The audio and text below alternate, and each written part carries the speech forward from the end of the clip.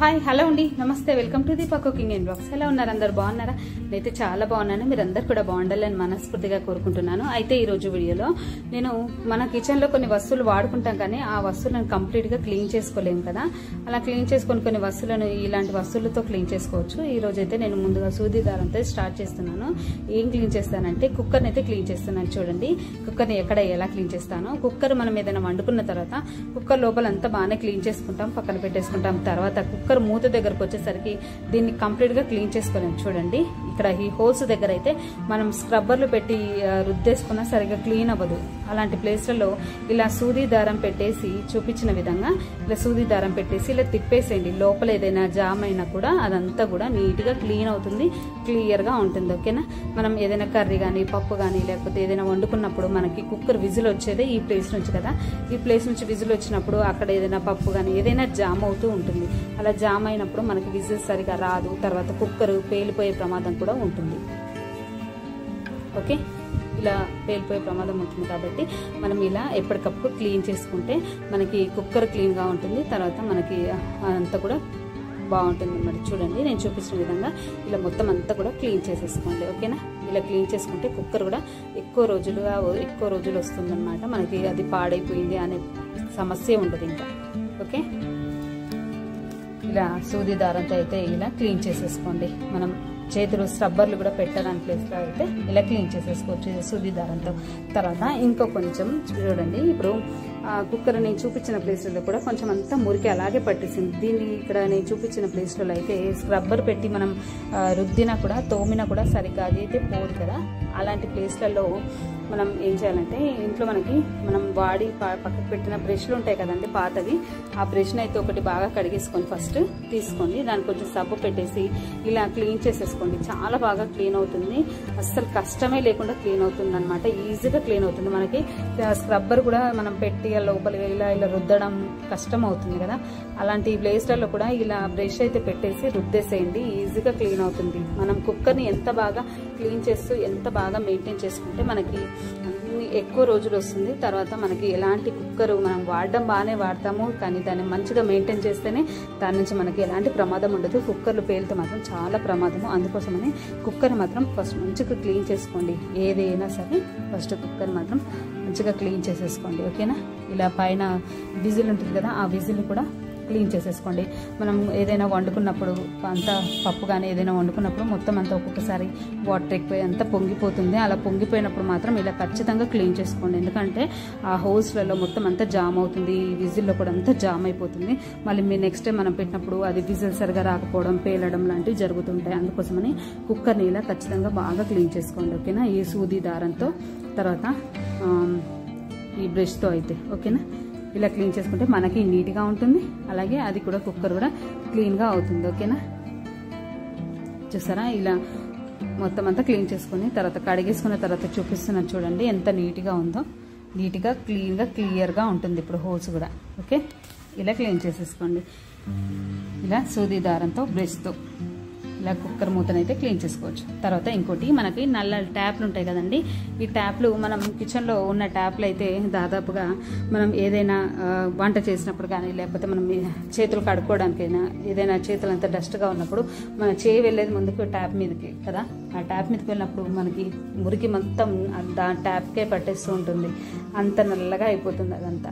మనం స్క్రబ్బర్లు పెట్టినా సరిగ్గా క్లీన్ అవ్వదు ఆ ప్లేస్లలో. అలాంటి ప్లేస్లలో ఇలాంటిది ఒక బ్రష్ పెట్టేసుకోండి. ఎప్పటికీ ఒకటి కిచెన్లో ఒక బ్రష్ పెట్టేసుకోండి. బ్రష్ అక్కడ ఉంది ఒకటి బ్రష్, చూసారా. అలాంటిది ఒక బ్రష్ పెట్టేసుకొని కొంచెం దానిలో సబ్బు కానీ ఏదైనా పెట్టేసి ఇలా రుద్దేసుకోండి, మంచిగా క్లీన్ అవుతుంది అనమాట. ఇలా డైలీ మనం నైట్ గిన్నెలన్నీ కడిగేసుకున్న తర్వాత ఒకసారి ఇలా క్లీన్ చేసేసుకోండి.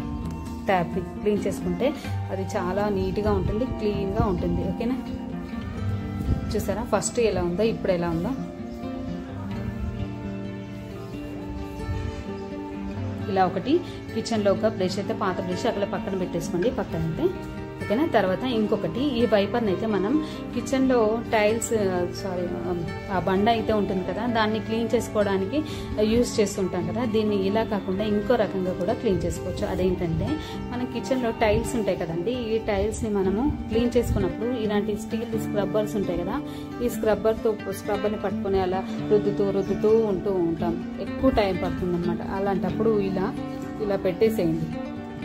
స్టీల్ స్క్రబ్బర్ని ఇలా వైపర్కి పెట్టేసి తర్వాత మనం టైల్స్ క్లీన్ చేసుకోండి. పని ఈజీగా అవుతుంది. తర్వాత క్లీన్ కూడా చాలా మంచిగా క్లీన్ అవుతుంది అనమాట. మనకి స్టీల్ స్క్రబ్బర్ ఎంత బాగా క్లీన్ చేస్తుంది ఏంటి, మన గిన్నెలు అయితే స్టీల్ స్క్రబ్బర్తో కడుక్కుంటాం కాబట్టి దాని పనిదానం మనకు తెలుసు కాబట్టి మనకైతే తెలుస్తుంది కదా. ఇలా క్లీన్ చేసేసుకుంటే టైల్స్ అయితే బాగా క్లీన్ అవుతాయి. తర్వాత తొందరగా కూడా క్లీన్ అవుతుంది అనమాట. ఓకే, మనకి 10 నిమిషాలు పట్టే టైము ఒక 5 నిమిషాల్లో అలా క్లీన్ చేసేసుకోవచ్చు. ఇలా పెట్టేసుకుని ఇలా రుద్దేసుకోండి. ఓకేనా. ఇది మనం కిచెన్లోనే కాదండి, బాత్రూమ్స్లో కూడా. అంటే బాత్రూమ్స్లో ఇదే పెట్టుకోవాలని నేను అనట్లేదు, వేరేది ఇంకొకటి సపరేట్గా ఇలాంటిది ఒకటి తయారు చేసి పెట్టుకోండి. బాత్రూమ్ టైల్స్ కూడా బాగా క్లీన్ అవుతాయి దీంతో. మనం బాత్రూమ్ కోసం సపరేట్గా ఒకటి ఇలాంటిది అయితే పెట్టేసుకోండి. అయితే ఒకటి కిచెన్కి ఒకటి ఇలాగ పెట్టేసుకున్నాను, తర్వాత బాత్రూమ్కి ఒకటి సపరేట్గా ఇలా ఒకటి అయితే పెట్టుకున్నాను అనమాట. ఎందుకంటే బాత్రూంలో టైల్స్ ఎక్కువగా ఉంటాయి కదా, వాటిని క్లీన్ చేసుకోవడానికి అయితే చాలా బాగా క్లీన్ అవుతుంది. నేను చాలా రోజుల నుంచి ఇలాగే క్లీన్ చేసుకుంటున్నాను. ఓకేనా. ఒకటి బాత్రూమ్కి సపరేట్గా ఒకటి పెట్టేసుకోండి, తర్వాత కిచెన్ కూడా ఒకటి ఇలా సపరేట్గా పెట్టుకోండి. చాలా బాగా క్లీన్ అవుతుంది. ఓకే. ఇప్పుడు లోపల సింక్ అంతా కూడా క్లీన్ చేసుకుంటాను చూడండి. డైలీ మనము గిన్నెలన్నీ కడిగేసుకున్న తర్వాత ఒకసారి ఇదంతా ఇలా క్లీన్ చేసేసుకోండి. ఓకే, ఇలా క్లీన్ చేసుకోవడం వల్ల అంత సింక్ అంతా స్మెల్ రాదు, తర్వాత నీట్గా కూడా ఉంటుంది. ఓకేనా.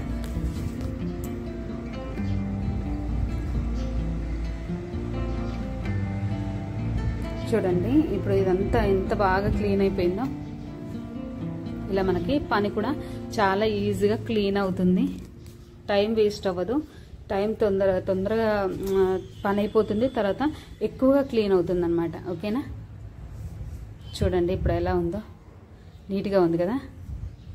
అలా ఇదంతా పని అయిపోయిన తర్వాత మళ్ళీ ఈ స్క్రబ్బర్ని మనం తీసేసి పక్కన పెట్టేసుకుంటే సరే. ఇంకా దాన్ని మళ్ళీ మనం యూజ్ చేసుకున్నప్పుడు మళ్ళీ ఎప్పుడైనా మళ్ళీ ఇంకా నెక్స్ట్ డే ఇట్లా క్లీన్ చేసుకోవాలనుకున్నప్పుడు మళ్ళీ దాన్ని పెట్టేసి క్లీన్ చేసుకుంటే సరిపోతుంది. తర్వాత దీన్ని మనం మామూలుగా ఎలా యూజ్ చేసుకుంటామో అలా బండ మీద అయితే వాటర్ అంతా లేకుండా క్లీన్ చేసేసుకోవచ్చు ఈ వైపర్తో. ఓకేనా. ఈ వైపర్ని ఇలా 2 in 1 లాగా అయితే క్లీన్ చేసుకోండి. ఇది ఒకటి నేను బాత్రూంలో ఒకటి పెట్టుకున్నాను, తర్వాత ఇక్కడ ఒకటి పెట్టుకున్నాను. తర్వాత ఇంకొకటి, ఇవైతే కాగితాలండి. కాగితాలని చిన్న చిన్న బాల్స్ లాగా అయితే చేస్తాను. వీటితో ఏం క్లీన్ చేస్తానంటే ప్లాస్కోలు మనకి టీ కాఫీ అవి పెట్టుకుంటాం కదా, మనం ఇవైతే ఎక్కువగా అయితే వాడము. నేనైతే ఇది ఎక్కువగా వాడను, ఎప్పుడైనా ఒకసారి వాడతాను. అందుకే దీని ఎంత లోపల ఎంత స్మెల్ వస్తుంది చూసారా, లోపల ఎంత డస్ట్గా ఉందో. దీన్ని మనం లోపలికి చేయి పెట్టి అయితే క్లీన్ చేయరాదు. అందుకోసమని దీంట్లో కొన్ని వాటర్ వేసేసి మనం ఇలా కాగితాలు బాల్స్ లాగా చేసుకున్నాం కదా, వీటిని అయితే అందులో వేసేసి ఏదైనా ఒక లిక్విడ్ని అయితే వేసేసి అలా బాగా కొంచెం సేపు కుదపండి. ఓకేనా. ఇలా కుదపడం వల్ల లోపల కాగితాలు వేసాం కాబట్టి అది బాగా క్లీన్ అవుతుంది అనమాట. మనం మామూలుగా వాటర్ వేసి కుదిపిన దానికంటే ఇలా కాగితాలు వేసి కుదిపితే తొందరగా నానిపోతాయి కదా, ఏం క్లీన్ అవుతుంది అనుకోకండి, చాలా బాగా క్లీన్ అవుతుంది. ఒకసారి మీరు కూడా ట్రై చేసి చూడండి. ఓకే, ఇలా మొత్తం అంతా కుదపండి. చూసారా లోపల ఎలా క్లీన్ అయిపోయిందో. ఇప్పుడు దీని అంతటి నేను పక్కన పారబోసి మళ్ళీ ఇంకోసారి ఇలా ఒక 2 సార్లు వాటర్ వేసేసి అయితే కుదిపితే లోపల ప్లాస్టిక్ అనేది చాలా బాగా లోపలంతా కూడా క్లీన్ అవుతుంది. ఓకే, చూసారా ఇప్పుడు కడిగేసిన తర్వాత ఎలా ఉందో, ఫస్ట్ ఎలా ఉందో ఇప్పుడు ఎలా ఉందో. ఇలా ఒక 2 సార్లు వాటర్ అంతా సబ్బు స్మెల్ వస్తుంది కదా, ఆ స్మెల్ అంతా పోవడం కోసం ఇలా ఒక 2 సార్లు వాటర్ వేసేసి బాగా కుదిపి ఆ వాటర్ అంతా పారబోసేయండి. ఇంకా మనకి నీట్గా ఉంటుంది. ఓకేనా. దీన్ని ఇలా తడి అలాగే ఉంచేయకండి. దీన్ని లోపల మనకు చేతి పెట్టాలి కాబట్టి లోపల ఏదైనా ఒకటి క్లాత్ పెట్టేసి మనకి ఏదైనా ఒక గరిటె కానీ ఏదైనా పొడుగా ఉన్నది ఒకటి తీసుకొని ఇలా చేసుకోండి. మొత్తం అంతా తడంతా ఆరిన తర్వాతే మూత పెట్టి పక్కన పెట్టేసుకోండి, ఎందుకంటే మళ్ళీ అంతా స్మెల్ వస్తుంది అన్నమాట. ఓకేనా. ఇదంతా తడంతా ఆరిన తర్వాత స్మెల్ మనకి ఎప్పుడు పాల స్మెల్ టీ స్మెల్లే ఉంటుంది కాబట్టి అంతా మనం పోసేది అది కదా, అందులో అంతా పాలు టీ స్మెల్ వస్తూ ఉంటుంది. అలా స్మెల్ ఉండకుండా ఉండాలండి. ఇలా మొత్తం అంతా ఉల్లారిన తర్వాత అంటే లోపలంతా ఏమంటారు డ్రై అయిన తర్వాత ఇలాంటి ఒక 4 ఇలాచీలు అయితే వేసి పెట్టేసుకుంటే మనం మూత తీసినప్పుడు మనకు పాలు టీ స్మెల్ కాకుండా ఇలా ఇలాచీ స్మెల్ వస్తుంది. ఓకేనా? ఈ వీడియోస్ నచ్చితే ఒక లైక్ చేయండి. ఈ వీడియో మీకు నచ్చితే ప్లీజ్ అండి ఒక లైక్ చేయండి, మన ఛానల్ అయితే సబ్స్క్రైబ్ చేసుకోండి. Thank you.